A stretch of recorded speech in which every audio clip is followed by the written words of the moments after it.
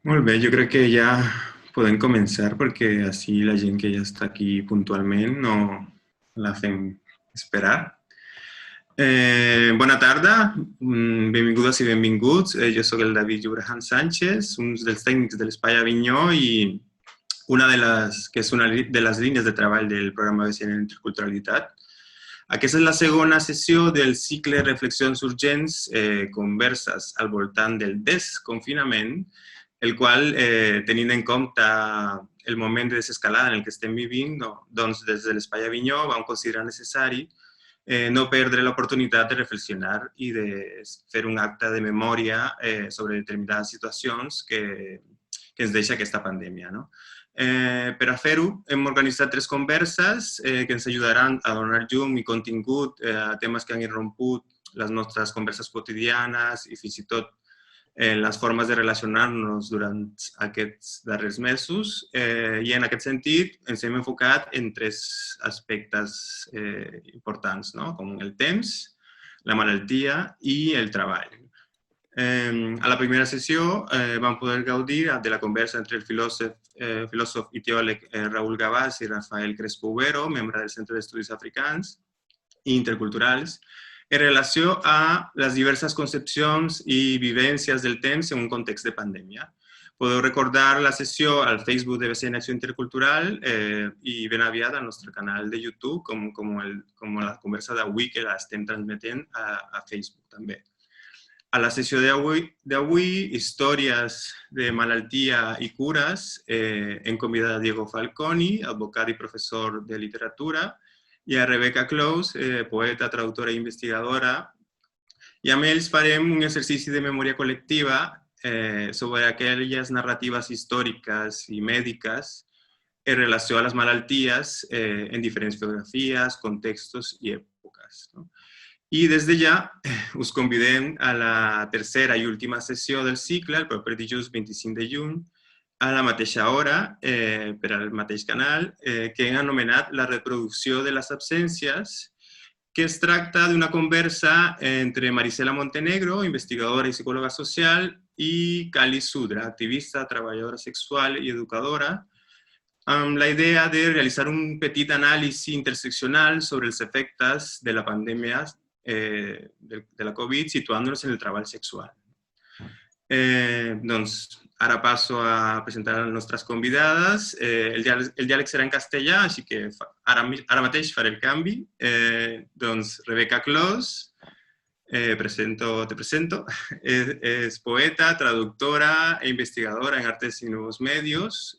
Durante una estancia como docente en la Universidad de las Artes en Guayaquil, Ecuador, investigó en torno a la fiebre amarilla y cómo los procesos de higienización implementados en la ciudad se intercalaron con los discursos de la limpieza social en el siglo XIX. Es autora de Valid Virtual Vegetable Reality en el 2018, un poemario que considera la transmisión y el contagio como conceptos que atraviesan los estudios tanto de medios de comunicación, la pedagogía radical y la medicina. Tiene una práctica artística colaborativa con Angelin Marín Cisneros a través de Critical Días, cuyos proyectos de investigación-acción parten de perspectivas feministas y antirracistas. También escribe, ¿sí? ¿O quieres más? Bueno, ya que lo tengo todo, voy a aprovechar y diré todo lo que sabemos de ti. También escribe sobre cómo otros artistas y poetas han respondido a las crisis de salud pública como el VIH-Sida y cuestiones de acceso a las tecnologías de reproducción y de salud. Nos pusimos en contacto con ella hace tiempo porque fue comisaria de la videoinstalación Justicia Visual, el trabajo de Prativa Parmar en el marco del ciclo Interculturalidad LGTBI, impulsado por el Centro LGTBI con la colaboración del programa BCN Interculturalidad, y también con la exposición, bueno, Diseño y Resistencia de Prativa Parmar en el Museo Reina Sofía y la Virreina Centra de Lemalle en 2019. ¿No me dejó nada, Rebeca? No. Bueno, pues ahora vamos con Diego, ¿ok? Diego es de Quito, es abogado con enfoque en derechos humanos de la Universidad de San Francisco de Quito y licenciado en Humanidades de la Universidad de San Francisco de Quito, ¿no? Es también doctor con mención europea en Teoría de la Literatura y Literatura Comparada por la Universidad Autónoma de Barcelona, profesor asociado del área de letras de la Universidad Autónoma de Barcelona y profesor investigador del Colegio de Jurisprudencia de la Universidad de San Francisco de Quito. Es director de editorial de la Jurisdictio, ¿no? ¿Lo he dicho bien? Revista de Derecho y codirector del grupo Intertextos entre el Derecho y la Literatura. Sus líneas de investigación giran en torno al comparatismo y análisis literario, el derecho y la normatividad, los estudios gays, lésbicos y queer, las teorías post y descoloniales y los estudios andinos, áreas donde cuenta con varias publicaciones individuales y en coautoría. Es Premio Casa de las Américas 2016 en categoría de ensayo ahora vamos a hablar un poco de todas las obras literarias que tiene. Ha coeditado los volúmenes A Body That Could Never Rest, ¿no? El 2008, El Cuerpo del Significante, Resentir lo Queer en América Latina. Ha editado los libros Me Fui a Volver, Narrativas, Autorías y Lecturas Teorizadas de las Migraciones Ecuatorianas. A Medio Camino, intertextos entre la literatura y el derecho, e Inflexión Marica, narrativas del descalabro gay en América Latina. Ha escrito los monográficos Las entrañas del sujeto jurídico, Un diálogo entre la literatura y el derecho, y De las cenizas al texto, literaturas andinas de las disidencias sexuales en el siglo XX. Bueno, no es poca cosa, ¿no? El diálogo lo hemos estructurado, el diálogo que habla entre Rebeca y Diego, en 3 momentos, en los cuales, bueno, responden sobre todo a preguntas que nos hicimos a la hora de pensar esta actividad, ¿no? Que tenía que ver con más de la parte, desde la historia, desde la parte de la enfermedad, ¿no? Y por una parte, el primer momento sería cómo se ha narrado esa historia, ¿no? De las pandemias que hemos sufrido a nivel mundial, digamos, pero también haciendo un análisis de cuál es la diferencia entre la historia de una pandemia y las diferentes historias o las historias alternativas sobre las mismas, ¿no? En un segundo momento intentaremos abordar un poco cómo sería la gestión política, cómo ha sido esa gestión política de esas pandemias, ¿no? Antes y actualmente, ¿no? Y cuáles son las desigualdades estructurales que se han puesto de manifiesto tanto a nivel de los países occidentales como en el esquema norte-sur, ¿no? Y por último, no podíamos dejar esto sin abordarlo, y era, bueno, cuáles son las respuestas alternativas y de resistencia de aquellos cuerpos que precisamente han sufrido las consecuencias en mayor grado de esa gestión política, ¿no? Tanto aquí como en diversos contextos, ¿no? Para organizar un poco el debate, digamos, el intercambio, haremos, más o menos, tenemos pensado como 1 hora y cuarto de diálogo entre Diego y Rebeca. Luego abriríamos un turno de preguntas. Vamos a organizarlo de 3 formas. Por una parte, tenéis abajo una sección de preguntas donde podéis ir poniendo vuestras cuestiones que podéis dirigir directamente a Diego o a Rebeca o a los dos, ¿no? Y ahí vemos quién las aborda. Por otra parte, tenéis el área de chat, ¿no? Abajo a la derecha, donde podéis ir comentando las cosas que os sugiera el diálogo. Incluso os animamos a que si tenéis algún recurso, algún enlace de cosas que os lleve la conversa y así podemos amplificar un poco lo que se ha dicho o lo que se está diciendo, sería interesante ver hacia dónde nos lleva, ¿no? Y también lo recogeremos también en la crónica de esta actividad. Y finalmente tenéis, para la gente que quisiera pues, expresar a viva voz lo que pasa en este diálogo, tenéis la opción de levantar la mano, que iremos, pues eso, iremos por orden, pues identificando para cuando ya sea el momento, pues les damos el micro, ¿vale? Dejamos abierto el micro. No sé si me dejó algo, Rebeca, Diego, ¿no? Estamos, creo que más o menos claros. Entonces, nada, os dejo a vosotras para que empecéis a dialogar y que disfrutéis la actividad. Gracias.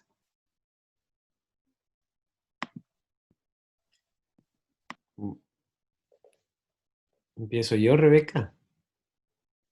¿Sí? Bueno, eh, estás con el micrófono apagado.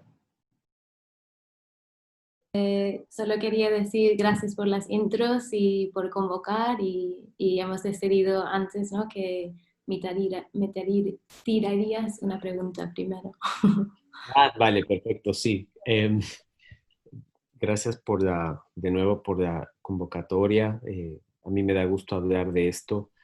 Y bien, quería justamente plantear en esta primera parte que da cuenta de la historia con H mayúscula de la pandemia respecto a esto que Hannah Arendt en este libro que se llama Hombres en tiempos de oscuridad. Claro, digamos, es un libro con muy poca perspectiva de género porque en realidad no es que sean solamente hombres, de hecho está Rosa Luxemburgo, pero Hannah Arendt hace un análisis de los tiempos de oscuridad, ¿no? Y creo que este bien podría ser un tiempo de oscuridad, donde, entre otras cosas, ella dice que hay un descrédito de lo político, que de alguna forma lleva a un periodo en el cual hay una suerte de humanidad especial, en el que empezamos a ver a partir de nuestras fragilidades algo de fraternidad, ¿no? Y justamente Hannah Arendt dice, en estos tiempos de oscuridad, esa humanidad especial ilumina momentáneamente, sobre todo, a las personas, y dice ella, insultadas y humilladas. Eh, y por tanto, aparece como una retórica humanista que nos trata de devolver la fe en esto que es tan difícil de definir, que es lo humano. Y yo justamente partiendo de esto, partiendo de esta noción que da cuenta no solamente de nuestra época de COVID, sino de otros momentos históricos, te quería preguntar, Rebeca, em, ¿cómo crees que dentro de nuestra retórica neoliberal, capitalista, que es de alguna forma la que gobierna el mundo, es posible pensar en digamos, de estas personas insultadas y humilladas? Es decir, la alteridad, el otro, la otra, le otre, cómo operan dentro del contexto capitalista, por ejemplo, en una época de oscuridad como el COVID. ¿Crees que estos sentimientos de hermandad que hemos visto que se han despertado son valiosos o crees que son falsos en el contexto actual? Y por último, además, comprendiendo tu trabajo que ha sido el de pensar de modo crítico, me preguntaba cómo historizar, archivar, por ejemplo, em, estos sucesos del COVID para dar cuenta justamente de una historia crítica. Mm. Hay tanto en esta pregunta, ¿no? Y lo que me llama la atención es esta idea de una producción de una diferencia, una producción de alteridad, iluminad y oscuridad, cómo funciona la luz, es decir, como poner un foco en una identidad en algún contexto y quitarlo en otro. Esto ya me lleva a pensar en cómo funciona el sistema modelo neoliberal que busca la producción, ¿no? La creación de mercados nuevos, incluyendo los mercados de cuidado, de seguridad, de mercancía, de moda, lo que sea, pero esta búsqueda de mercados necesita identidades hiperdiferenciadas, ¿no? Para incorporación.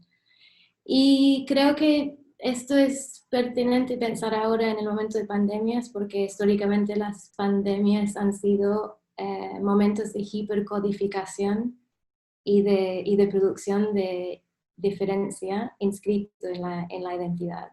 Y pienso específicamente en la surgencia, la emergencia del término grupo de riesgo, que es un término muy del siglo XX, ¿no? Específicamente el contexto del crisis de SIDA y VIH, en que se ilumina de parte del discurso mediático un grupo de riesgo, ¿no? y esos grupos de riesgos en realidad tienen muchas capas. Quería reflexionar un poco sobre esta emergencia de los grupos de riesgos. Voy a compartir una cita en realidad del teórica Cindy Patton, que trabaja justamente esto, ¿no? Y me parece interesante compartir porque es muy complejo su análisis de la surgencia de una narrativa sobre esta nueva identidad que llamamos y seguimos llamando hasta hoy en el contexto COVID un grupo de riesgo. Y dice que en la búsqueda de dónde hay el riesgo y quién lo tiene, hay una contradicción entre dos narrativas o dos modelos de pensar la enfermedad. Uno es el pensamiento trópico sobre la enfermedad y otro es el pensamiento epidemiológico.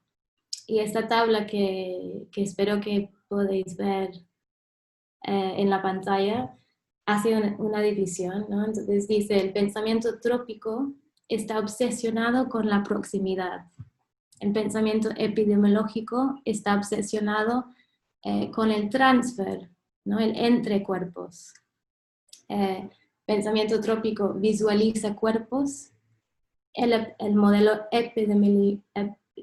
epidemiológico abstrae cuerpos en datos. Uno usa una narrativa melodramática y otra usa una narrativa de detective. Y para Cindy Patton, el quién y el dónde se fusiona en este término del grupo de riesgo. Y funciona como un modelo que justifica unas prácticas de vigilancia racializadas, ¿no? Porque lo que se termina vigilando no solo son el grupo de riesgo en el contexto de SIDA más mediatizado, que era la identidad hombre gay blanco, era una hiperintensificada vigilancia de los barrios en este movimiento en que quién y dónde se fusiona, se empieza a implementar en este mismo momento, y estoy hablando de Inglaterra, que es más el tema de mi investigación y conocimiento, pero también pasó por todo el continente europeo, ¿no? Hay unas nuevas prácticas de vigilancia policial que están trabajando en los barrios.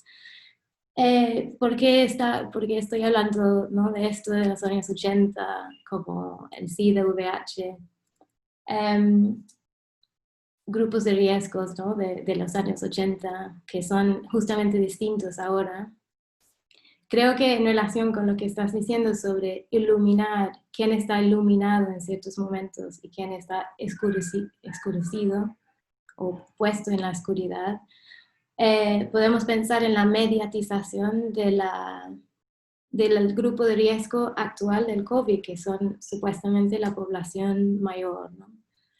Y a la vez hay una hiperinscripción en la afectividad, en la sensibilidad de todos, de vigilar. A ver, en la calle hay una vigilancia policial y el grupo de riesgo de esto son las comunidades racializadas o empobrecidos de las ciudades, ¿no? de España, de todos los países ahora mismo, en el estado de alarma, en la cuarentena. Y voy a terminar pensando en esto en relación con las historias de pandemias, ¿no? Como dónde está escrito la narrativa, la historia con mayúsculo de las pandemias. Creo que el término grupo de riesgo evidencia que el material de inscripción de la narrativa de pandemias es el cuerpo. Esto me parece importante decir en relación con cómo entendemos procesos de racialización, porque no son todos los cuerpos que tienen inscrito este momento esta memoria de la pandemia. Parece que los cuerpos blancos, la población blanco, están de alguna manera liberadas de esta memoria de pandemias, mientras mientras la población racializada sigue siendo estigmatizado, patologizado, como si fuese un momento de pandemia. Entonces, esta inscripción de la memoria de las pandemias en la afectividad, en la sensibilidad, en la visión, fuera de tiempos pandémicos, digamos, creo que para mí es un punto de partida de pensar memoria, ¿no? Memoria de pandemia y quién lo vive todo el tiempo, quién no. Estoy pensando en tu trabajo, Diego, de que tu ámbito de trabajo tiene que ver justamente con estudiar los momentos en que la literatura, ¿no?, y las leyes se fusionan, o que hay un elemento de ficción en las leyes, una inscripción de legislación en la literatura. Bueno, tu trabajo está entre el derecho y la literatura. Y te quería devolver la pregunta sobre estas narrativas de pandemia y preguntarte cómo ves tú esta relación entre control social y narrativas, ¿no?, o ficción, incluso poesía, en el contexto de pandemia. Gracias, Rebeca, y gracias por digamos, estas ideas sugerentes que creo que van a seguir apareciendo a lo largo del diálogo. Yo también voy a compartir pantalla un segundito. Si me pueden rehabilitar la anfitriona, por favor, para que yo pueda compartir, porque ahora no puedo hacer. Muy bien, ahora puedo. Sí. Yo quería partir la reflexión que me presentas desde Michel Foucault, ¿no? De este filósofo que es muy conocido y que hoy se ha retomado con bastante intensidad. En el texto Vigilar y Castigar, él de hecho elabora un concepto que es el concepto de panoptismo. El panóptico fue un modelo de prisión inglés que luego se extendió como forma de vigilancia y que sigue funcionando en los estados modernos. Y básicamente lo que trata de decir Foucault es que se establece un método de vigilancia constante, disciplinario, donde el cuerpo tiene un lugar muy importante. Y justamente cuando habla de panoptismo en el libro Vigilar y Castigar, Foucault dice lo siguiente, y les he querido citar esto. He aquí, según un reglamento de fines del siglo XVIII, las medidas que había que adoptar cuando se declaraba la peste en una ciudad. En primer lugar, una estricta división espacial, cierre, naturalmente, de la ciudad y del terruño, prohibición de salir de la zona bajo pena de la vida, sacrificio de todos los animales errantes, división de la ciudad en secciones distintas en las que se establece el poder de un intendente. Cada calle queda bajo la autoridad de un síndico. Cada familia habrá hecho sus provisiones, pero por lo que respecta al vino y al pan, se habrá dispuesto entre la calle y el interior de las casas unos pequeños canales de madera por los cuales se hace llegar a cada cual su ración, sin que haya comunicación entre proveedores y habitantes. En cuanto a la carne, el pescado y las hierbas, se utilizan poleas y cestas. Cuando es preciso, en absoluto, salir de las casas, se hace por turnos, evitando todo encuentro. Fin de la cita. Como ustedes pueden ver, esta cita podríamos reubicarla, contextualizarla en nuestra época, con personas de globo que están repartiendo cosas a través de cestas, sin contacto con la gente, con nuestra propia, o nuestro propio acceso, mejor dicho, a los supermercados que hemos visto en diferentes épocas, en esta época de pandemia, perdón. Por tanto, interesa esta lectura de Foucault, como les decía, porque las pandemias y los controles de las pandemias no son cosa nueva. No obstante, cuando él desarrolla esto, lo hace para analizar una cuestión radical, que es básicamente la idea de, no solamente de una vigilancia, sino, y esto es lo más importante, es de una autovigilancia. Una autovigilancia que tiene que ver con, no solamente es la persona que está en el centro del panóptico, que el panóptico es este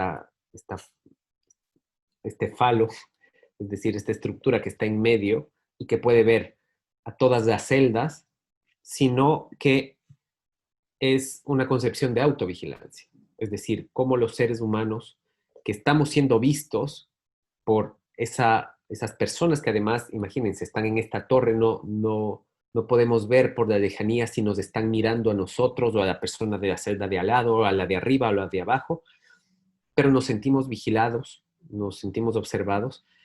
Y lo importante que nos dice Foucault es que el panóptico, más que vigilar, impone una autovigilancia. Y lo que a mí me pasó es que el primer día que yo salí de aquí de mi casa, en este encierro burgués que tuve el privilegio de tener con mi pareja, con mi perrita, con todo lo básico, ¿no? No tuve la oportunidad de quedarme. El primer día que salí más o menos a las 7:15 de la noche para hacer la compra. Fui a esa hora de la tarde porque no quería tener mucha cola ni encontrarme con gente. Y yo vivo en el Raval. Yo volvía a eso de las 7:50 de la tarde, bajando por la Rambla de Raval. Y había dos chicos, tal como dice Rebeca, además, dos chicos racializados por el barrio en el que yo estoy, desde luego. Me atrevo a decir que podrían haber sido de Pakistán o de Marruecos, que estaban hablando juntos al final de la Rambla de Raval. Y de repente aparecieron 4 patrullas de policía, de Mossos, que fueron en contravía de la Rambla de Raval, en contrasentido, y fueron a por esa gente, ¿no? Y empezaron ahí a cuestionar y tal.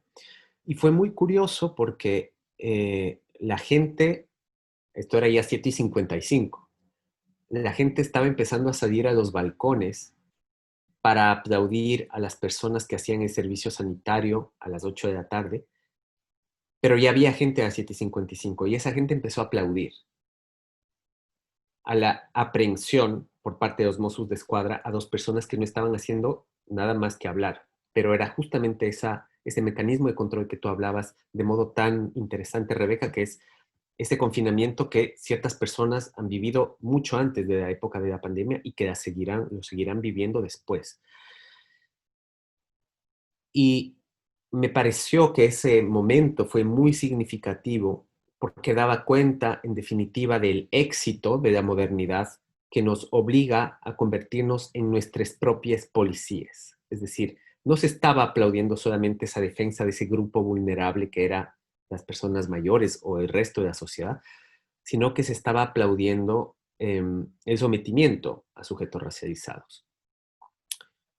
Y me parece justamente que estos paraguas ideológicos que vienen definidos desde altas esferas políticas, de alguna forma se vuelven más fuertes, pero al mismo tiempo se cuestionan a partir de lo que me preguntabas, Rebeca, que es esa relación entre el derecho y la literatura. Digamos, una de las cosas que vincula al derecho y la literatura es la palabra. La palabra es la célula del lenguaje y de la comunicación, sí, sin duda, pero además es la célula de ambos compartimientos del saber. La literatura y el derecho no funcionan sin palabra. Tienen funciones distintas, no obstante, porque el derecho es un saber que busca prescribir conductas, es decir, el derecho busca tratar de predecir lo que una persona puede o debe hacer, mientras que la literatura, sobre todo aquella de venida de la ficción, lo que intenta es recomponer la subjetividad. Por tanto, el derecho, como les digo, prescribe y la literatura, si acaso, describe. Entonces son funciones de lenguaje distinto.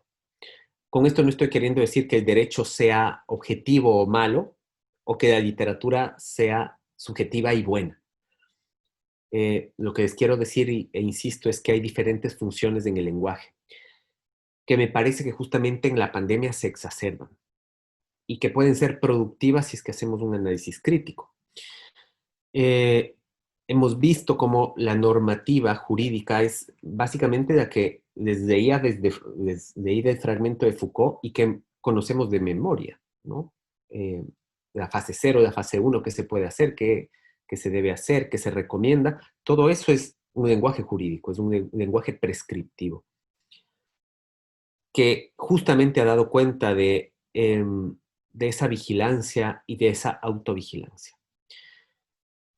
Y creo, no obstante, que este lenguaje, que además es un lenguaje que sofoca y que creo que hoy en día podemos entender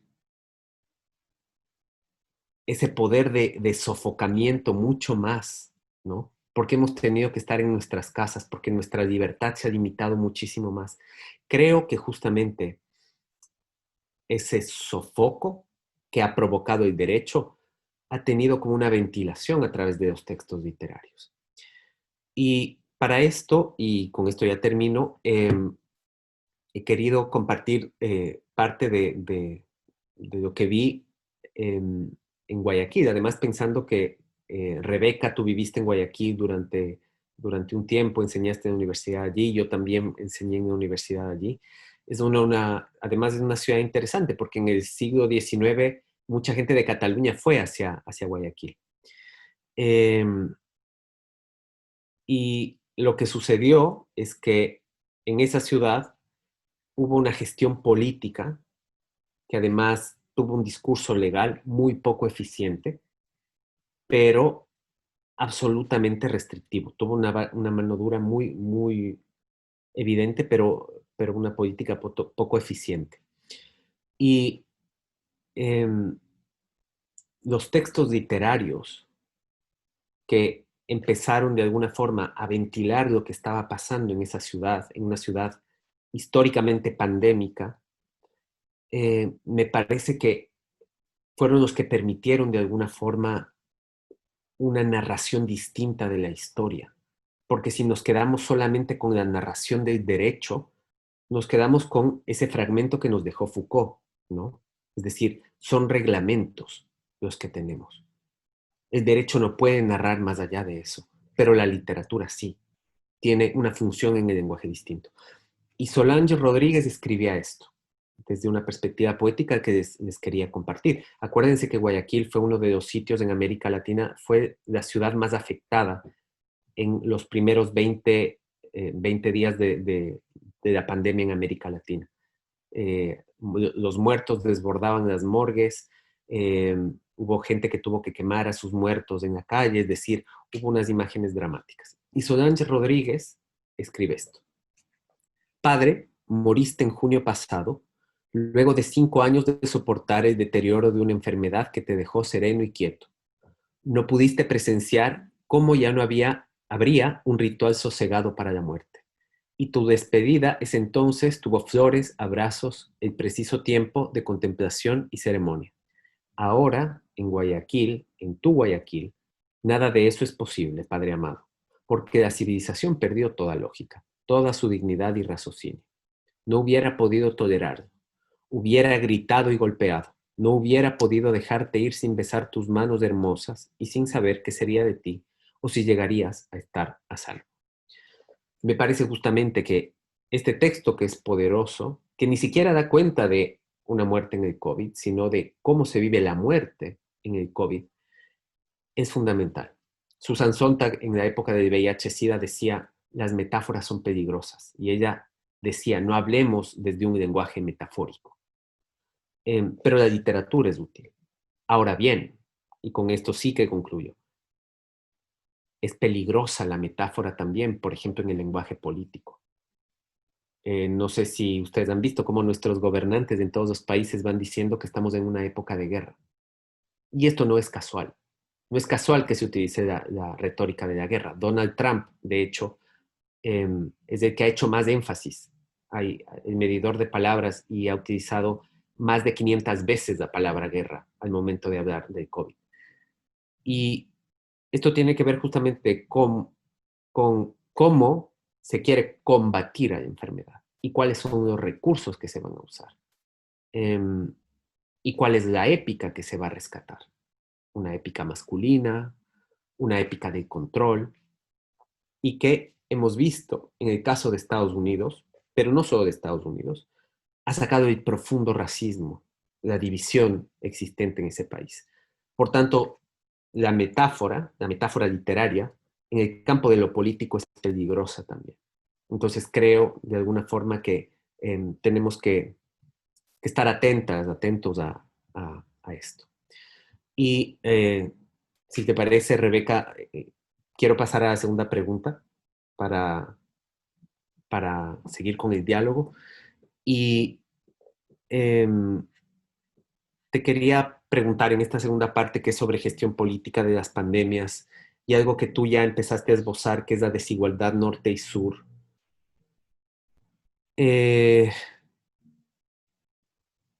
¿Cuál crees que es esa diferencia entre la gestión de las pandemias en el norte y en el sur? Y si es que tú, desde el trabajo que has realizado, sobre todo pensando en la malaria, ¿cuáles son algunas de las cuestiones que tú has detectado de una llamada, llamémosla, geopolítica de la enfermedad? Si pudieras abordar de alguna forma estas cuestiones, eh, me parecería interesante. Vale.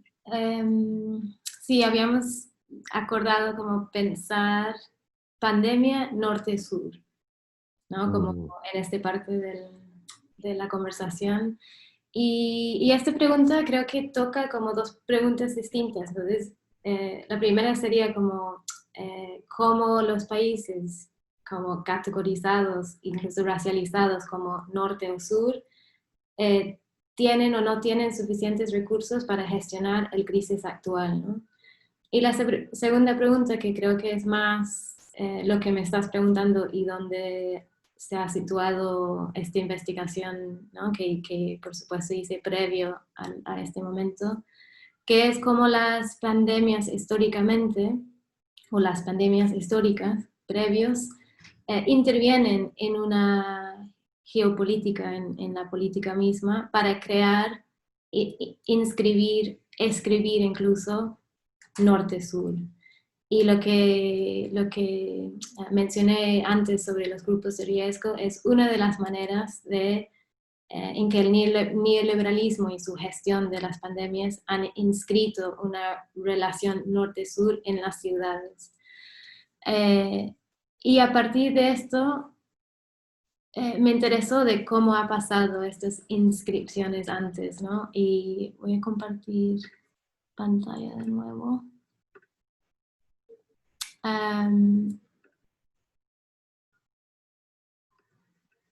Vale, estuve en Guayaquil y hice una investigación acerca de fiebre amarilla, pero en realidad venía de la experiencia de vivir en Barcelona y ver los procesos de cambio rápido, incluso, ¿no?, viral del barrio de Raval, la inversión mobiliaria, los cambios a nivel del entorno, el desplazo de poblaciones allí. Y el uso de una palabra que diría, después de lo que has dicho sobre el uso metafórico de palabras en lo político, ahí en los procesos de gentrificación, que llamamos de una posición más resistente, se usa la palabra regeneración urbana. Esta palabra siempre me ha interesado mucho. Regeneración se usa en Inglaterra también, regeneration, y está claramente vinculada con ideas de generación, que es biológico, ¿no? Generar cuerpo, generar... Y también degeneración, que viene más de un discurso como eugenista y de limpieza social. Entonces, venía de haber hecho un par de proyectos y pensar estos procesos de regeneración en Barcelona, a pensarlo en Guayaquil y además ir al archivo en Guayaquil. Y ahí empecé a encontrar una serie de intereses geopolíticas del siglo XIX, particularmente la presencia de Rockefeller Institute para Investigación Médico en Ecuador, ¿no? entre 1890 y 1930. Y lo que me interesó justamente era esta mezcla casi metafórica entre una preocupación, por un lado, para prevención de fiebre amarilla y en el mismo documento una preocupación sobre el trabajo informal, particularmente el trabajo sexual, ¿no? Entonces, ahí interviene una institución estadounidense para dirigir campañas de higiene que tiene un efecto de limpieza social, limpieza de barrios también. La medicina tropical la medicina tropical, que es un campo de gestión de enfermedades otros, ¿no?, del sur, que emerge justamente a principios del siglo XX, pero que van a determinar completamente los proyectos y el discurso humanista a lo largo del siglo XX, de lo cual estamos escuchando ahora con la Organización Mundial de Salud, ¿no? Su proyección viene de este campo, esta noción de que una organización mayoritariamente del norte puede dirigir un programa de sanidad para el mundo.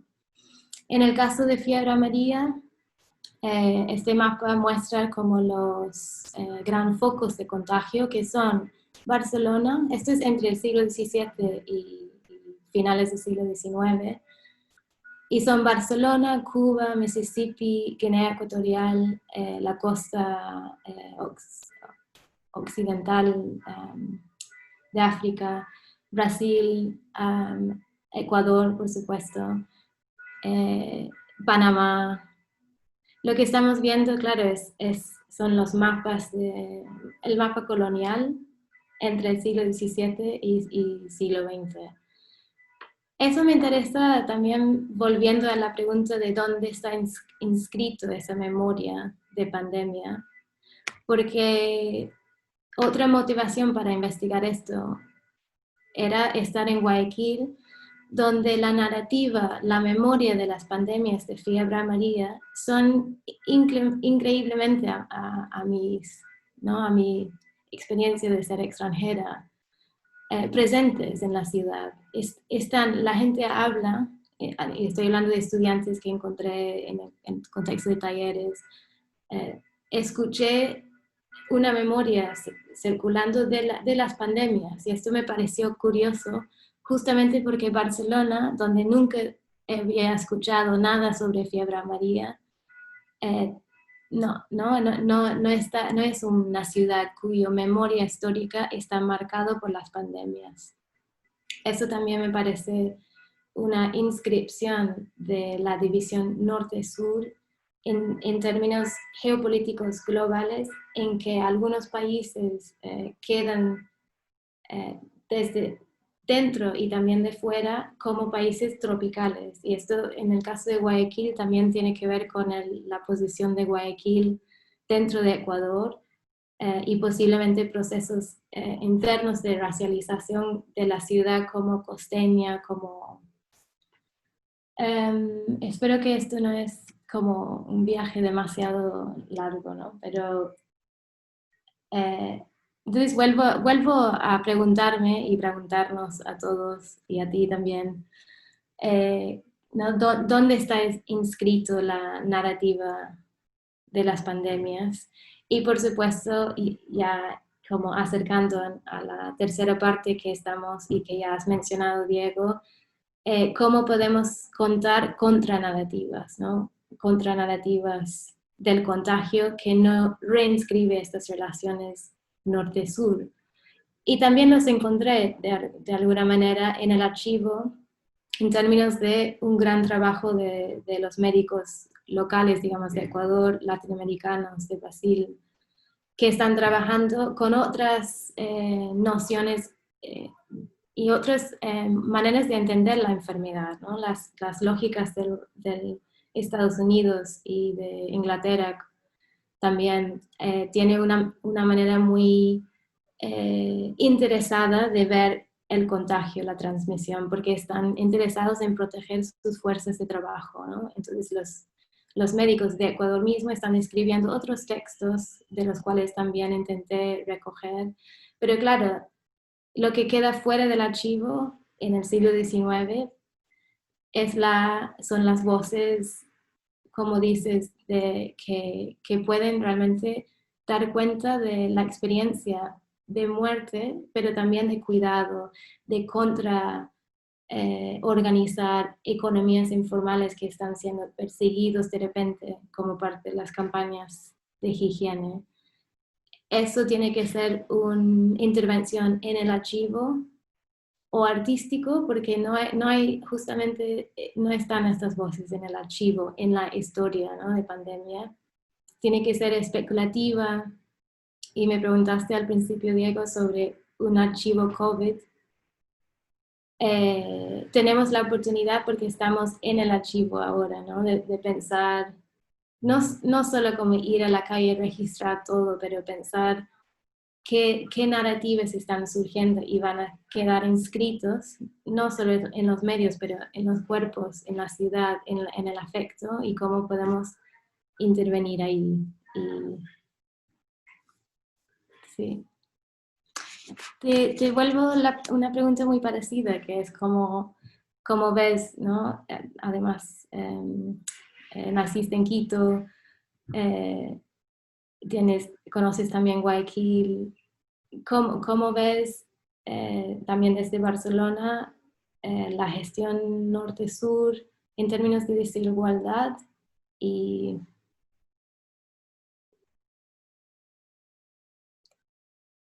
¿cómo entiendes esta pregunta, norte-sur, pandemia, ¿no? Gracias.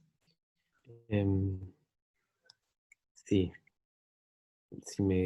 ahora puedo dejar de compartir. Puedes dejar de compartir pantalla. Ya. Gracias, Rebeca. Gracias. Así, yo voy a intentar hacer, digamos, ah, algo parecido a ti, es decir, a viajar un poquito.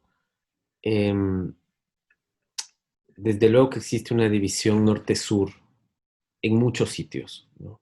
Y de hecho, dentro de Europa hemos visto esa división norte-sur también. Cada noche en el noticiero aparecía Alemania como este ejemplo de lo que habría que hacer. Habría que, igual que Alemania, tener mayor cantidad de recursos para la investigación y mayor cantidad de recursos para hacer los tests de COVID y que las personas podamos saber las cifras. Y mientras tanto veíamos aquí en España esto, ¿no? Todo el tiempo casi esta comparación con ese norte. España e Italia versus Alemania, por tanto, también articulan, digamos, una división norte-sur. Pero realmente a mí esa división no me interesa tanto, porque me parece que, al igual que tú, y creo que estamos dialogando en esto, hay una gestión eurocéntrica de la enfermedad. Y a pesar de que existe un norte-sur también en Europa, me parece que en una epidemia global hay que dejar esa noción de norte-sur y centrarnos más bien en ese norte-sur desde una perspectiva colonial. Creo que eso es lo que amerita importancia al momento de entender lo que comentabas, de esa inscripción en la memoria de la pandemia.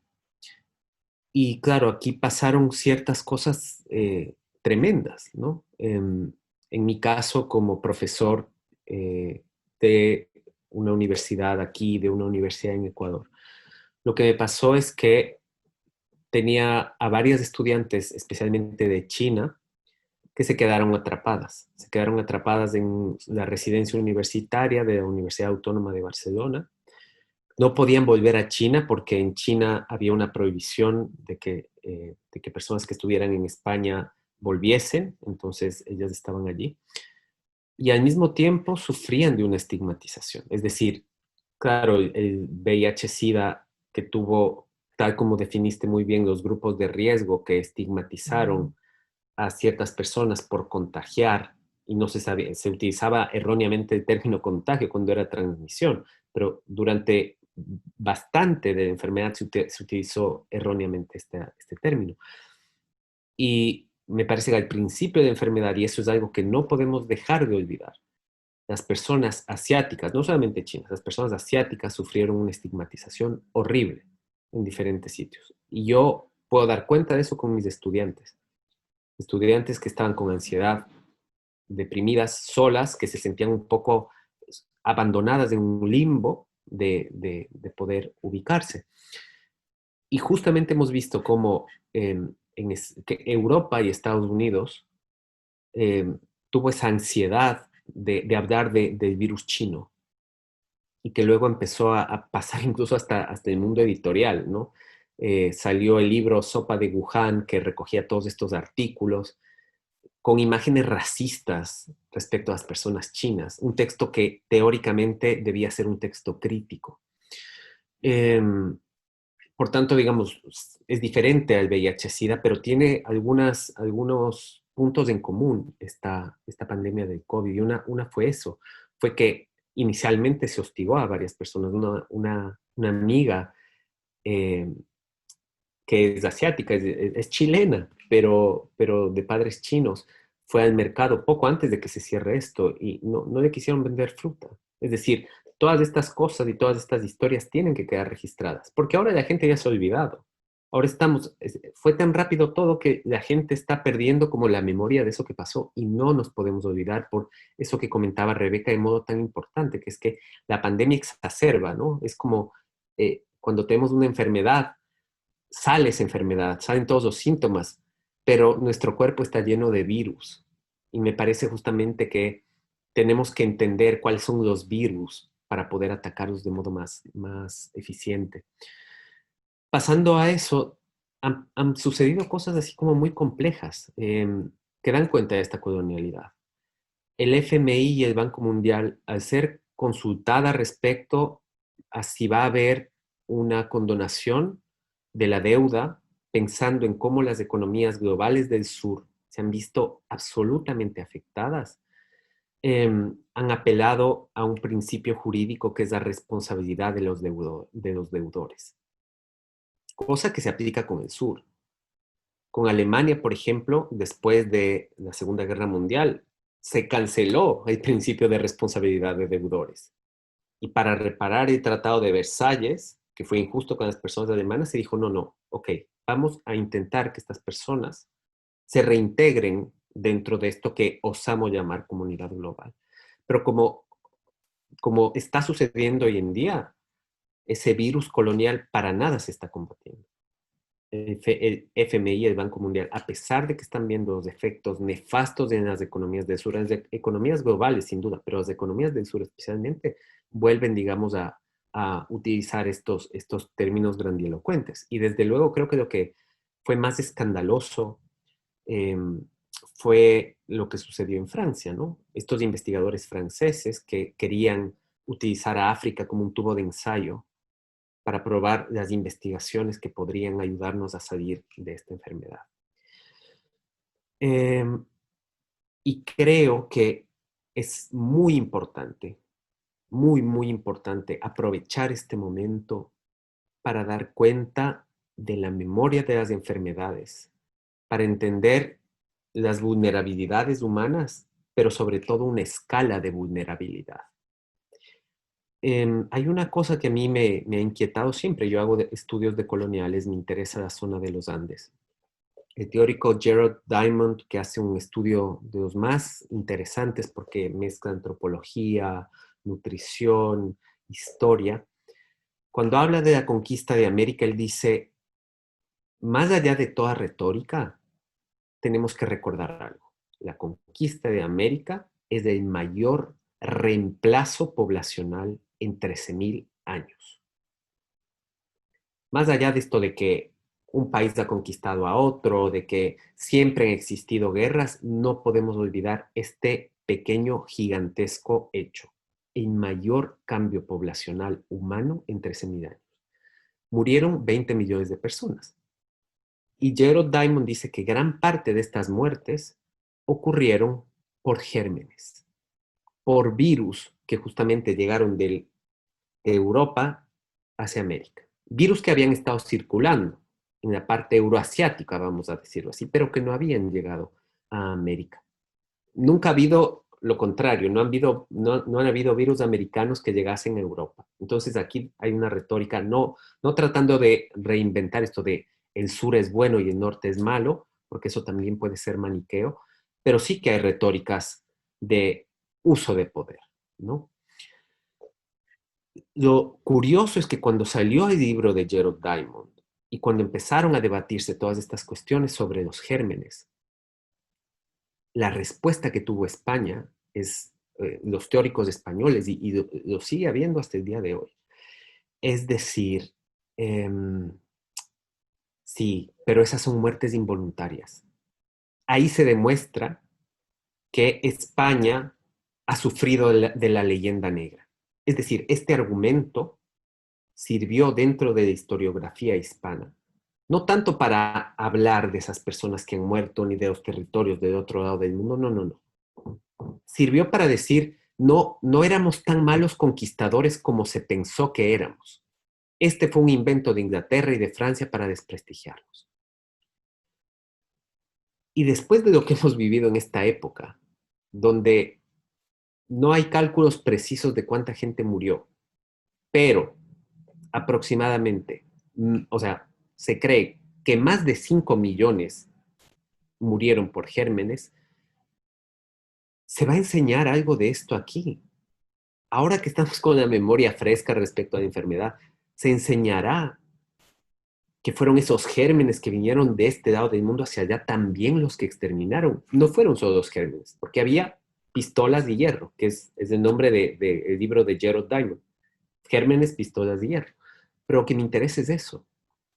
Es decir, cómo en este hecho, que es de relevancia para todo el planeta, 13.000 años mayor cambio poblacional, cómo nos ubicamos dentro de este discurso. A mí me gustaría que mis estudiantes, y eso me pasa a mí cuando hablamos de teorías decoloniales, me dicen, ¿por qué no me contaron esto?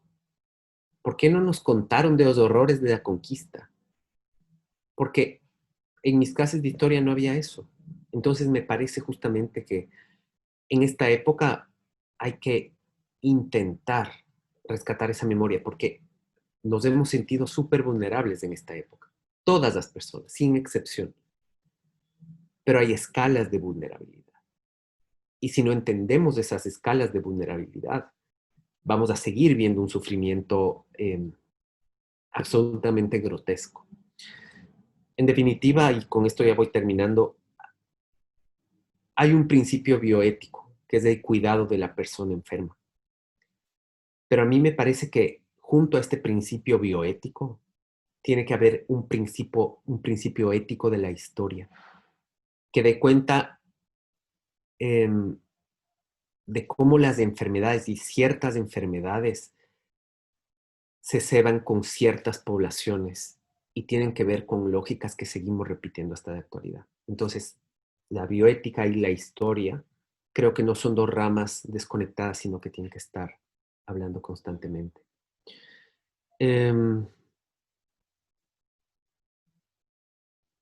Paso a la tercera parte y a la tercera pregunta.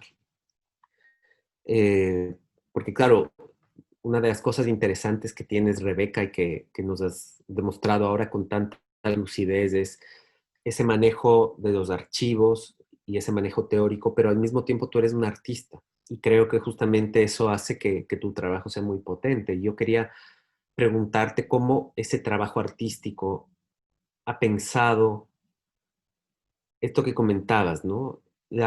El cuidado. Ya no solo pensar en estas narrativas estructurales, opresivas, sino en estas contrarrutas para pensar, por ejemplo, el cuidado. El trabajo de Networks of Care and Critique, por ejemplo, creo que puede ser interesante. Y en él has trabajado, por ejemplo, cómo labores tan antiguas y trabajosas como la cerámica pueden articular dispositivos nuevos con un trabajo colectivo, ¿no? Y la pregunta sería básicamente si tú crees que que contradiscursos como el transfeminismo y el antirracismo pueden ayudar a articular esas nuevas formas de cuidado? Voy a intentar encajar, ¿no?, la respuesta en lo que acabas de decir, que me parece muy importante repetir en realidad, porque lo que estás comentando sobre el excesivo foco, iluminación de la historia en los gérmenes. Los gérmenes podría ser otro ejemplo, ¿no?, del siglo XVI, XVII hasta el siglo XX, de un agente hipermediatizado, ¿no?, que justamente borra, limpia la historia de qué causó estas epidemias. Y claro, los causó un sistema colonial mundial, ¿no?, que están creando, forjando estas nuevas economías transatlánticos. Y me parece muy importante como lo resumiste, que no tiene sentido tener un campo que es la bioética sin que haya una historia crítica y que están juntos. Y esto me parece relacionado con tu pregunta sobre si el transfeminismo y el antirracismo pueden dar cuenta de otra noción de cuidado. El cuidado también ha sido limpiado, vaciado de alguna manera de una posible historia crítica, ¿no? Ha sido vaciado por un lado por el sistema neoliberal en convertirse en un mercado de cuidado que está hiperracializado además. ¿Quién cuida? ¿Quién no? Cuidado significa jerarquías de cuidado. Y por otro lado ha sido capturado por el feminismo liberal, ¿no? Los cuidados, algo que tiene que ver con afectos, no sé qué. El transfeminismo y el antirracismo son discursos, prácticas, también prácticas académicas, activistas, que me parece que intervienen justo allí, ¿no? Están interviniendo en la práctica fisiológica, biológica de cuidar, de crear familias, de cuidar comunidades, crear comunidad, crear casa, alojamiento, ¿no?, gestionar estos temas de salud básico y mucho más en contextos pandémicos que están, ¿no?, las redes de apoyo mutuo son un archivo en sí, ¿no?, en sí de esto. Y por otro lado, están forjadas por estos trabajos intelectuales, el trabajo intelectual también como una forma de cuidar. Entonces, ahí está situado esa idea de cuidado crítica y me pareció como por un deseo de también de escuchar estas historias como escuchadora, de contribuir a este archivo de prácticas y de epistemología, de historias críticas. Entonces, sí, el trabajo de redes de cuidado consiste en sentarme con personas, activistas, académicos, y hacen una reconstrucción de su propia memoria de las instituciones, colectivos, padres, incluso espacios formales, informales, en que había recibido un cuidado fisiológico, digamos, o un cuidado intelectual, pero mezclándolos para que no se puede ver muy bien qué es qué, porque como dices, creo que tienen que ir juntos. Comparto para más como en modo ilustración, ¿no?, de lo que estoy hablando.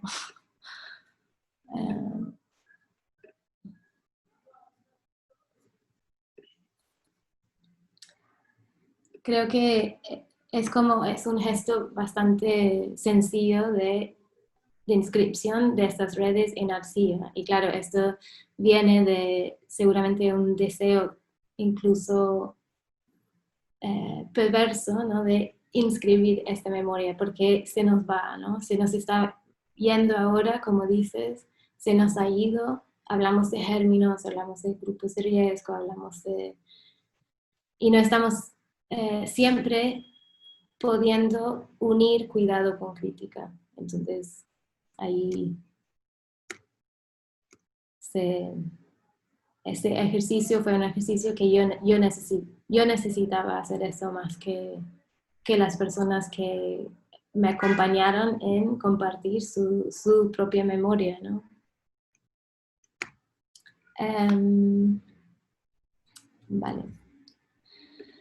Entonces, ya, para terminar, creo que el transfeminismo, antirracismo y muchos movimientos críticos están interviniendo a nivel como histórico intelectual, tanto como al nivel de salud. Diego, tú me hablaste y me pregunto si este proyecto mismo viene por una discusión o tus pensamientos sobre el cuidado. Creo que han influido o han sido una de las voces de pensar el cuidado, desde donde estoy hablando, ¿no? Y me gustaría preguntarte una de las cosas que me habías comentado era que a veces te preocupa cuando hablamos de cuidado por incluso cuando hablamos de la historia, ¿no? Que hay un excesivo foco, un excesivo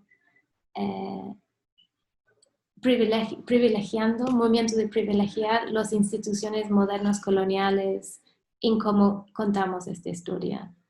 Te quería preguntar de dónde viene esta preocupación, como por este marco como crítico, digamos, incluso Foucauldiano, de ver la disciplina, el control social como la protagonista del cuento.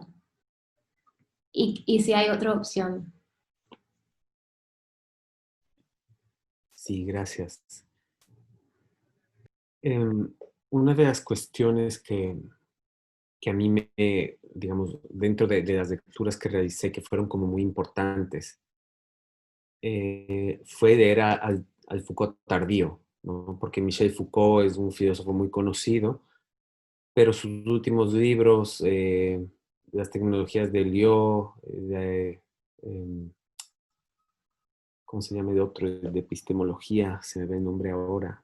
Bueno, sus textos finales eran bastante diferentes a los que yo había estudiado tradicionalmente. Y recuerdo que alguna vez un profesor me dijo, o nos dijo en clase, que esos últimos textos de Foucault no eran importantes porque él se volvió un poco místico y como que perdió la razón. Tuvo una lectura muy poco generosa ese profesor, ¿no? Y en realidad esos dos textos, sobre todo el de la hermenéutica del sujeto, es que se llama el que les comentaba. También se podría incluir un tercer texto que es anterior, que es la historia de la sexualidad 3 sobre el cuidado de sí. Pero en realidad no, son los dos últimos textos los que son más importantes. Y especialmente uno, que es las tecnologías de Liu. Porque Foucault lo que propone básicamente es que hace como un autosabotaje de su propia obra. Porque dice que hay un problema cuando la filosofía lo que busca es conocer, ¿no? Y él dice, básicamente la filosofía occidental lo que intenta es conocer, es entender una realidad que entre en tu cabeza y que tú cuentes de esa realidad para que cambie de algún modo tu vida, tu relación con el universo, con algo superior, con la alteridad, en fin. Y él dice que lo interesante sería pensar en ciertos momentos históricos en los que la filosofía no sirvió para conocer, sino sirvió para cuidar. Y de hecho, parte de la filosofía griega presocrática se centró mucho en entender el pensamiento humano, no para conocer, sino para cuidar. Y sobre todo para cuidarse a uno mismo. No es casual que Foucault haya dicho esto, porque En esta época donde él escribe estos textos, Foucault vuelve de Estados Unidos, de su estancia en Berkeley, eh, de haber estado además en una época de sexo bastante desenfrenado, donde la penicilina casi que lo curaba todo. Y de repente, mientras ella estaba en Francia, explota la crisis del VIH-Sida. Y él, ahora por la correspondencia que tenemos a disposición entre sus amigos y él, sabemos que él sospechaba que había contraído el VIH-Sida. Entonces, él escribe estos dos textos desde una perspectiva filosófica y teórica, pero lo hace pensando en que él es un cuerpo que está sufriendo la pandemia. Él además que había teorizado sobre el discurso, la estructura, la sexualidad, él se sabía que era un cuerpo proscrito por la enfermedad. Es el primer filósofo muerto por VIH-Sida. Nunca anunció públicamente su enfermedad. Y por tanto entendemos que es un sujeto sepultado por esos discursos de conocer y cuidar. Él de alguna forma dice, ahora más que el conocimiento me sirve el cuidado. En fin, una de las cosas interesantes que tiene Foucault en estos libros es que él propone que el cuidado puede hacerse a través de escritura y lectura íntima. Y él propone una serie de cosas que a ratos parecerían de Boy Scout o de jesuita, que es, por ejemplo, por la noche, hacer un resumen del día y escribir eso. Porque justamente esa reflexión sobre uno mismo permite llegar al cuidado. Y él habla de cómo, por ejemplo, es importante intercambiar textos, de cómo es fundamental, por ejemplo, que haya una red íntima donde se van compartiendo saberes, donde se lee no desde una crítica que trata de destruir, sino una crítica generosa que trata de construir. Y ha sido interesante, por ejemplo, ver en redes sociales cómo operan también estas redes, ¿no? Cómo la lectura y la escritura continúan siendo una forma no solamente de conocer, sino también de cuidar. De hecho, el conocimiento y el cuidado no creo que se puedan separar tan taxativamente. Creo que están relacionadas. Pero me parece importante entender cómo las redes son así. En mi caso personal, lo que ha pasado es que algo que se ha convertido como en una forma que había perdido completamente, que yo la tenía cuando fui jovencito, cuando viajé por primera vez a Estados Unidos de intercambio, estuve un año viviendo en Texas, y me escribía con mi mamá cartas, pero no mails, me escribía cartas de estas antiguas, donde uno tenía que esforzarse un montón para hacer esa escritura. Como tardaba 2 o 3 semanas en llegar la carta, tú tenías que saber exactamente qué es lo que tenías que decir. No es que escribías un mail a la rápida, sino que tenías que ser muy prolijo, muy cuidadoso respecto a contar qué es lo que había pasado en ese tiempo, qué era relevante, qué no, qué cosas te has perdido de esa época, en fin. Y lo que me ha pasado es que esa época que la atesoro mucho en mi vida, eso pasó hace ya casi 30 años, eh, hoy en día yo he vuelto a eso, por ejemplo, a través de los mensajes de voz, con gente muy cercana a mí, en esta época de pandemia. Nos hemos reconectado de alguna forma y nos hemos mandado estos mensajitos de cuidado. Y creo justamente que es importante reflexionar sobre esto, porque nuestras formas de comunicación no son formas cuidadosas. Nuestras redes sociales son todo menos cuidadosas. No tienen un perímetro íntimo, no quieren hacer una crítica que sane, sino muchas veces que saque, digamos, cuestiones más complejas. Eh, Sentimientos que también son parte, digamos, de la racionalidad. No obstante, digamos, claro, lo que dijiste antes fue muy importante, Rebeca, porque me parece que esta mirada de Foucault, que tiene su punto interesante, tiene su punto sexy, es muy limitada. Cuando entendemos que el cuidado es una cuestión histórica. El problema que hemos tenido y que creo que detecta Foucault y que por eso hay que rescatar es que a la filosofía le ha importado un pepino el cuidado. No ha sido un tema importante. Y creo que en la pandemia ha vuelto a salir. Las personas que estaban haciendo filosofía se interesaban de los discursos, de la política, de la geopolítica, pero no del cuidado.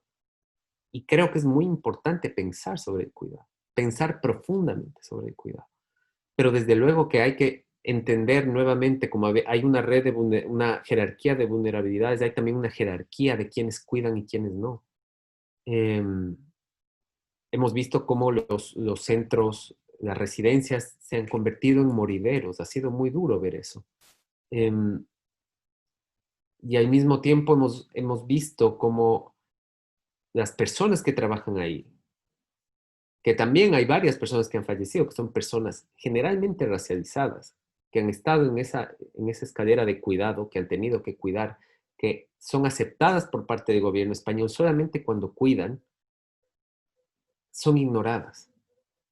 También esas personas que han cuidado y que, como tú dices, son parte de esas personas racializadas, ¿no? Que vienen a cuidar niños viejitos y que es la migración que se ha aceptado y se ha tolerado desde el norte, creo que también es algo que tenemos que atender. Y en el sentido, y con esto ya quiero terminar, me parece, por ejemplo, que aquí en Barcelona la red de cuidados antirracistas fue fundamental para, para proponer una otra forma de mirar, ¿no? Porque los aplausos de las 8 de la tarde están bien, sí, sí, no estoy diciendo que no, pero hay otras redes que se preocupaban por otras personas, por otros sujetos descuidados, ¿no? Que dentro justamente de esta matriz de cuidado son personas que se ocupan del cuidado y aún así son personas muy descuidadas por la sociedad. Entonces creo que es importante cómo conjugar estos dos pensamientos, ese pensamiento crítico respecto a entender el cuidado de un modo profundo, pero al mismo tiempo entender una historia del cuidado, que tiene que ver justamente con las migraciones. En el caso de Ecuador, Ecuador fue un país muy raro en la primera década del siglo XXI, porque a diferencia de la mayoría de países, la migración era sobre todo femenina, era de mujeres. Y esa migración de mujeres era justamente porque las mujeres venían a cuidar aquí. E incluso en las series de televisión veíamos eso, ¿no? Las personas racializadas de Ecuador que venían aquí a cuidar. Y en este sentido me parece que pensar en estas redes, tal como comentabas, en estas redes alternativas, desde pensamiento crítico, y estoy absolutamente de acuerdo contigo respecto al antirracismo y al transfeminismo como formas críticas que nos están permitiendo ver más allá de ese cuidado hegemónico y tradicional, creo que es fundamental para tener otras memorias del cuidado.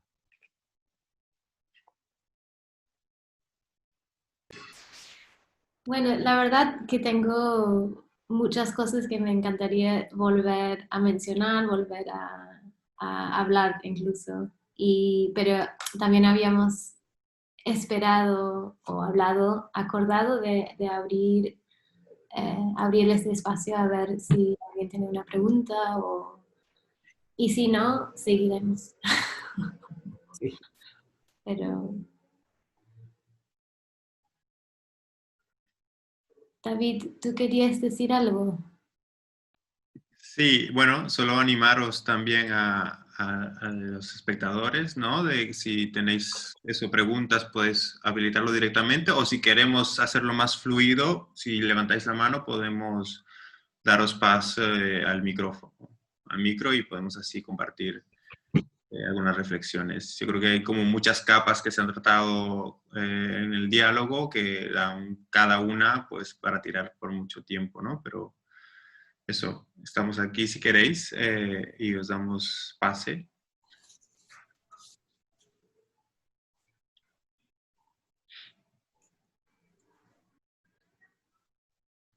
También podéis ir comentando por el chat.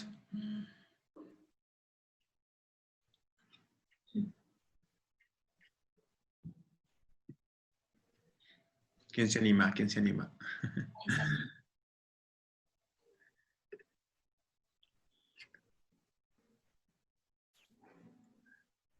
Ahí está, muy bien. Bernardita Maldonado. ¿Me das? Hola, buenas tardes. Muchas gracias por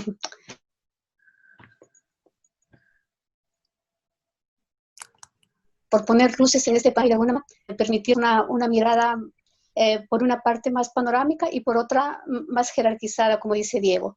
Y para utilizar su término, yo quería preguntarle que cómo ve los cuerpos migrados. Hablo específicamente de la compañera migrante que regresó a Ecuador y que fue tan estigmatizada, porque fue ella vista como la portadora del virus y bueno, sufrió toda una demonización prácticamente. Entonces, ¿cómo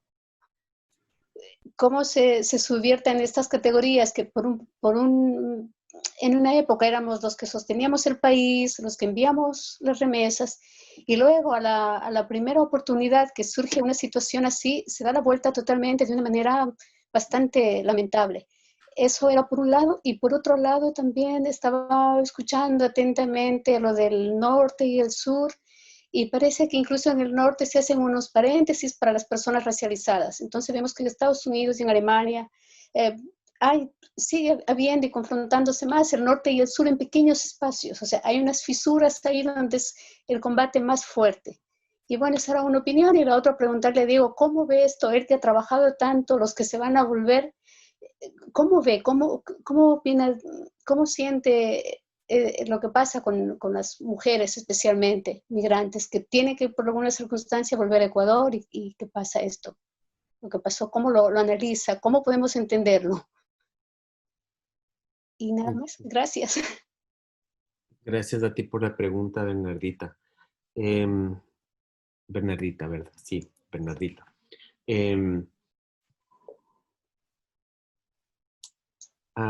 Yo creo que en primer lugar hay que pensar que para quienes no sepan justamente lo que comentaba Bernardita, hubo una migrante en Ecuador que, claro, migrante que ya no es migrante en realidad, es una persona que migró hace varios años, que ya tenía su nacionalidad española y que volvió allí, ¿no? Entonces, digamos, es un sujeto transnacional, por ponerle un título ostentoso, y que vuelve y que es culpada de ser la persona que trae esos gérmenes, trae el virus, en definitiva. Y a mí lo primero que se me vino a la mente cuando apareció esta narración fue de nuevo, y tal como decía Rebeca, esa reminiscencia del VIH-Sida. Porque lo que pasó inicialmente en el VIH-Sida es que se buscó al paciente cero. Y cuando se lee, hay incluso historias hay una historización sobre el paciente cero, y una cosa súper patética. Es muy triste porque se trata de decir, esta fue la persona.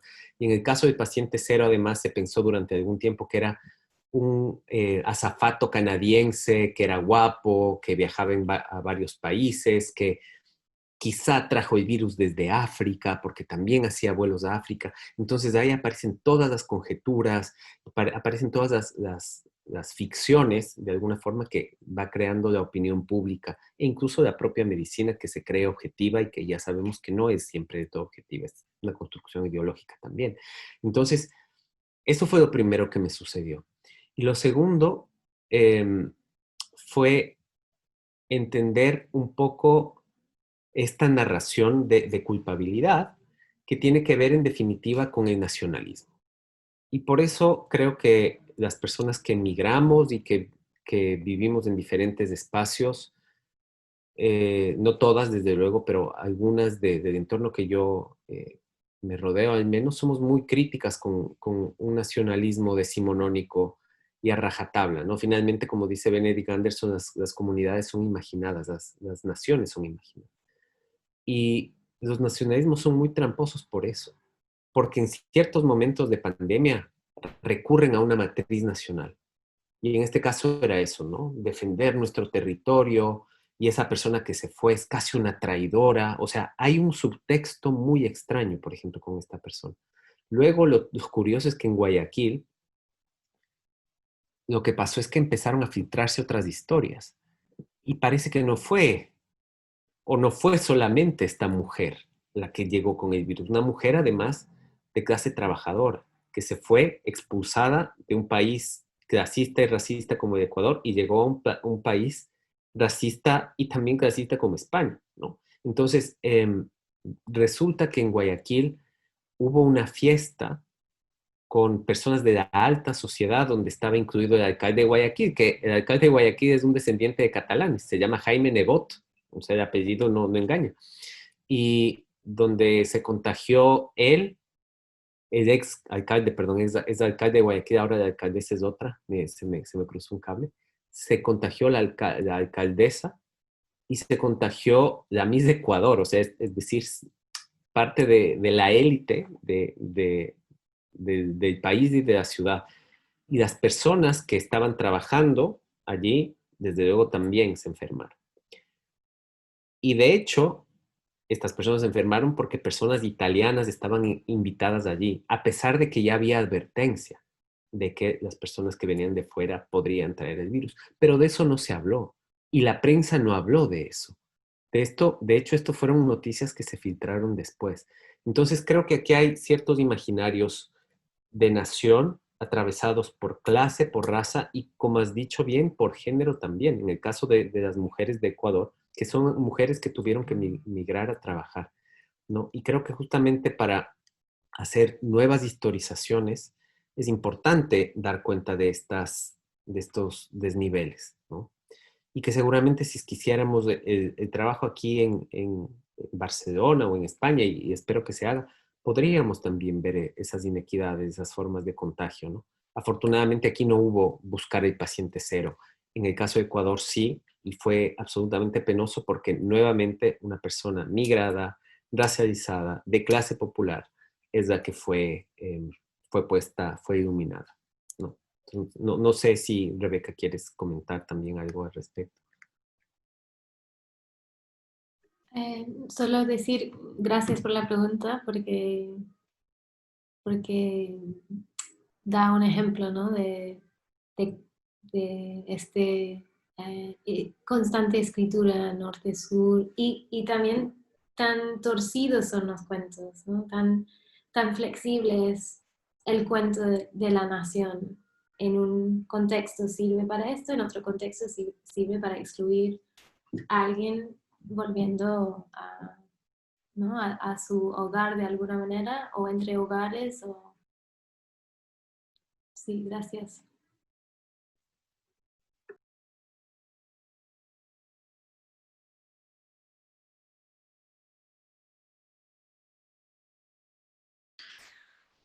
¿Alguien más se anima?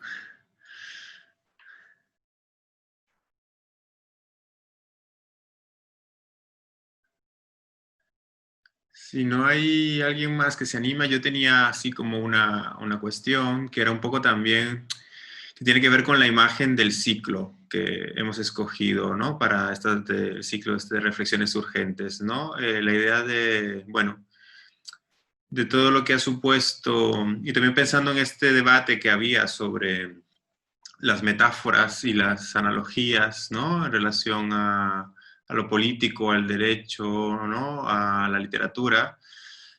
No sé cómo veis vosotras, y más o menos lo habéis mencionado, ¿no? El tema del VIH-Sida. No sé si os habéis enterado de el debate que hubo con Ana Rosa sobre unas comparaciones que hubieron sobre esto, ¿no? Y que hubo una contestación en relación a que no era comparable absolutamente lo que está pasando con el COVID con lo que pasó en el VIH-Sida, ¿no?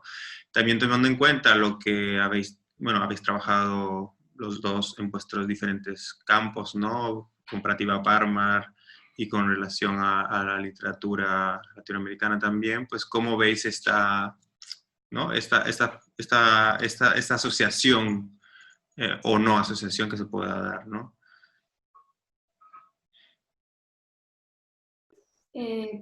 Podría ir primero, ¿no? Porque quiero saber qué piensas. Para mí, los primeros días ¿no? del crisis COVID, de la cuarentena,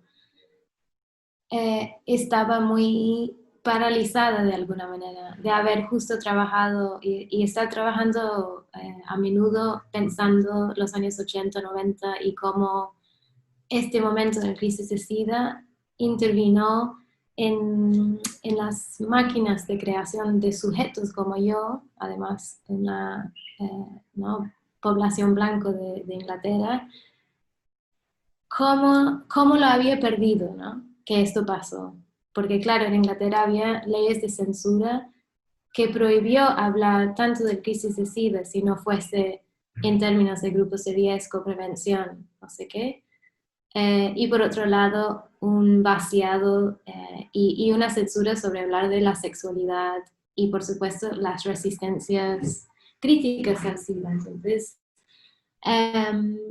ese vacío, borradura, es de donde habla este periodista que se llama Ana Rosa, ¿no? Ana Rosa Quintana.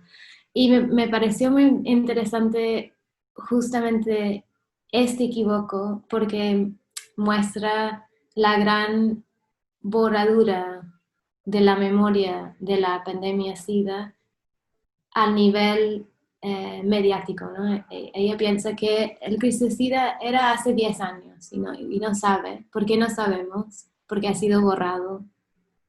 Ha sido borrado a nivel de educación, los museos. De hecho, hay muchísimo trabajo en España y en Barcelona particularmente que están montando archivos de SIDA desde España, desde el sur, para cuestionar la blanquización de esta historia dentro de las políticas de LGTB, que ha sido inspiradora también para mí. Entonces, por un lado hay una borradura que permite a este periodista no saber nada, y por otro lado, como intenté pensar con lo de grupos de riesgo, hay una súper inscripción de esta memoria en el cuerpo. Aunque lo sabes o no, yo lo tengo inscrito con la blanquitud. Y seguramente es por experiencias y disidencias sexuales que he roto un poco con el vacío de, ¿no? El crisis de SIDA significa algo para mí, históricamente. Y sí, eso me pareció muy interesante como evidencia aquí este basamiento de la historia de pandemias. Te paso la palabra, Diego, aunque no responde tanto a cuál es la diferencia entre SIDA y COVID, ¿no? Que es algo que sigo pensando. A mí me parece muy interesante lo que estás diciendo, porque en definitiva, Rebeca, es como esa idea de borramiento nos permite entender también ciertas formas en las cuales los saberes que se encargan de las enfermedades quieren borrar también ese conocimiento. Una de las cosas que mencionaba Foucault con interés, de modo muy claro, fue como, por ejemplo, al utilizar ciertas terminologías provenientes del campo médico, de un campo especializado, de un metalenguaje, el objetivo era dejar que las personas en el habla común dejasen de hablar de esos temas. Por ejemplo, cuando se utiliza la palabra homosexual, que se convierte además en esta palabra tan monstruosa en el siglo XIX y en el siglo XX, una de las hipótesis de Foucault es justamente se deja de utilizar todo ese vocabulario muy rico que había antes, en primer lugar, porque la palabra homosexual, como enfermedad, uniformiza todas esas palabras. Y da igual cualquier característica que haya podido tener en diferentes culturas, al volver de enfermedad, la vuelve negativa, ¿no? Y la segunda cuestión es que, eso que comentaba, cuando se utiliza la palabra homosexual, se le quita a la persona común y corriente el patrimonio sobre esa palabra. La palabra homosexual, por tanto, corresponde a la medicina, corresponde al derecho. Desde luego se transmite a la sociedad, pero son esos saberes los que van hablando. Y por ejemplo, cuando en mi caso, que soy una persona, no me denomino gay, me denomino marica, es curioso porque las personas maricas de mi generación al menos vivíamos o o teníamos el SIDA como un fantasma, por ejemplo, que estaba ahí presente y que nos hacía personas vulnerables. Y no obstante, para mí fue muy complejo cuando, digamos, y esto es parte de la identidad gay, que es una identidad muy problemática, ver cómo, por ejemplo, con la gente gay yo no hablaba de VIH-Sida. Es decir, era un fantasma que estaba ahí, pero no era algo de lo que hablásemos continuamente, por ejemplo. No era algo que tuviese que ver con el cuidado de nuestros propios cuerpos. Y eso es algo que a mí me sorprende y es una de mis propias taras personales, ¿no? Pero que tienen que ver no solo con lo que me pasó a mí, sino como con una cuestión social y que tiene que ver, creo que con este saber médico que muchas veces nos dice, dejemos que las personas médicas hablen de eso. Y creo que ese es un gran problema. Creo que tenemos que hablar las personas de nuestros cuerpos, de nuestras enfermedades, con más posibilidad de equivocarnos también, porque pareciera que equivocarnos con el discurso de nuestros cuerpos está mal, ¿no? Una de las cosas que a mí me ha interesado, que creo que es una cosa interesante por ejemplo, de Ecuador, es la perspectiva intercultural, en la cual, por ejemplo, en comunidades indígenas pueden coexistir centros de salud occidentales con prácticas ancestrales, sin tratar de decir la práctica médica occidental es la que tiene razón, ¿no? Tratando de convivir esos saberes. Y me parece que hay que quitarle parte de esa soberanía de hablar del cuerpo, de hablar de la enfermedad al discurso médico. Y creo que por eso son importantes también estos espacios y gracias a ustedes por haber convocado, porque creo que hay que hablar de enfermedades de otros lugares y como decía Rebeca de modo muy, muy lúcido, hay que mezclar esos saberes, que se confundan. Y por eso también el trabajo que haces con cerámica me parece muy importante, porque tiene que ver con esos tejidos, con esa forma de escritura que creo que debe permear la enfermedad, ¿no? No puede quedarse en el discurso médico, no puede quedarse en el discurso jurídico. La enfermedad tiene que salir de allí. Tampoco creo que respondí mucho a la pregunta, pero bueno, hay de algunas pistas respecto a...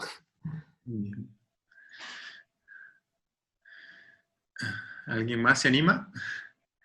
Si no, pues estaremos, bueno, ya estamos más o menos en tiempo, pero bueno, era para ver si hay alguna persona que se anima más a alguna cuestión que quede en el tintero.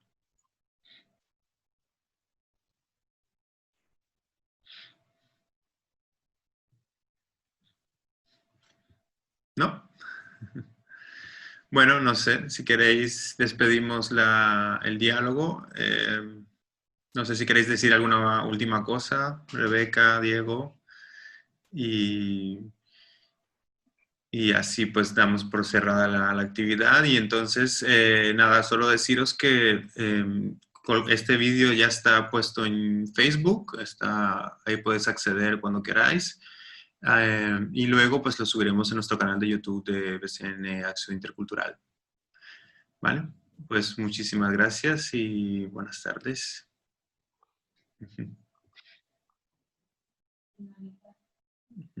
Hasta luego. Gracias.